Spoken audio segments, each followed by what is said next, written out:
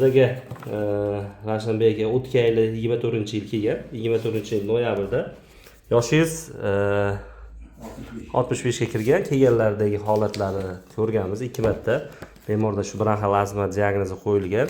Asosiy analizlar topshirilgan. Analizda ko'rib turganinglardek, analizlar baland chiqqanlari bor. Shunga qarab lecheniya qilganmiz.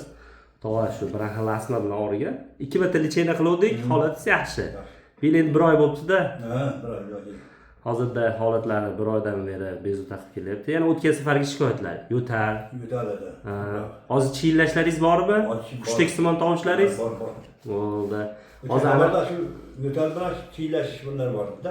Og'ir holatda keldingiz o'tgan yil. Buning ostidan ham qo'shilib qoldi. 2 marta lecheniya qilgan ekanmi o'tgan 24-yil. Undan keyin yaxshi yurdingiz. Dori ishlatmadingiz. Tushunarli.